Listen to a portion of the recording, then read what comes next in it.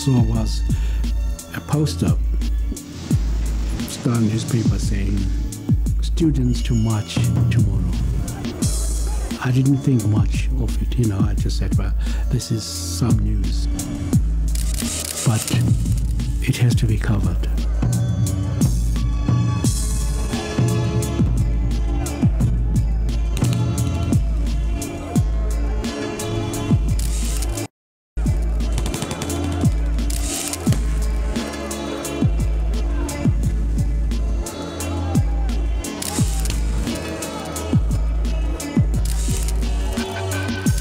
Power of the lens. 30 years after the Soweto student uprisings, we remember the class of '76. With these images, we recall youthful faces, brave young people marching. We are reminded of what they stood up against, what of them died for. Had it not been for the weapon of photography and the determination of one man, many of us would have forgotten how we earned the democracy we so enjoy today.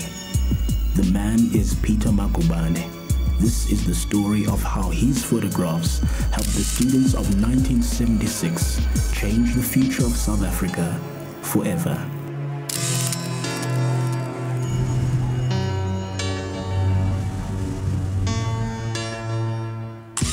By 1976, Peter Magubane was a seasoned photojournalist, having cut his teeth on Drum magazine in the 1950s, detained and banned by the South African government for 5 years in the 60s.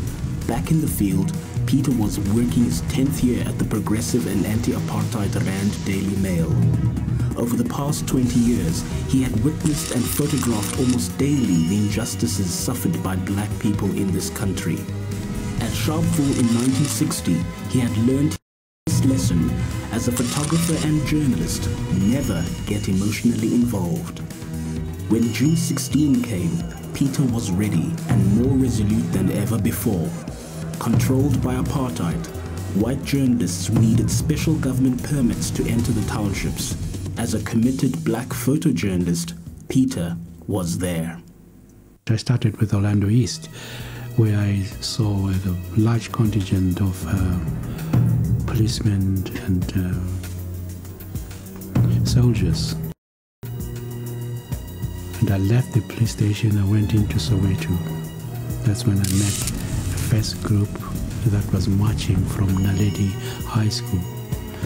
When I tried to take my third picture, I saw that they didn't like it, because I could just tell with the way their hands were going. Say, "Go away, go away." I took 2 pictures.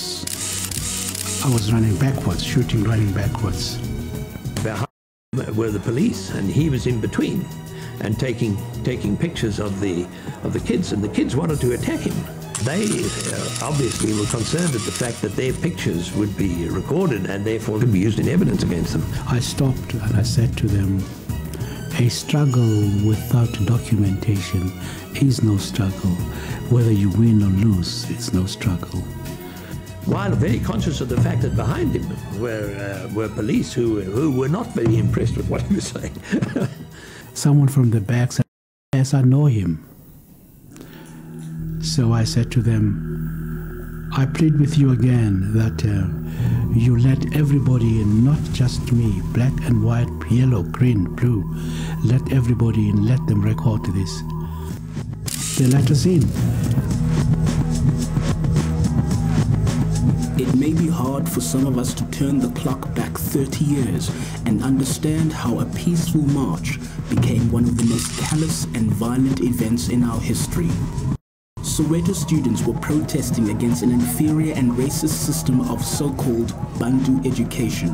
More specifically, they were objecting to being taught in Afrikaans. At the time, South Africa was a police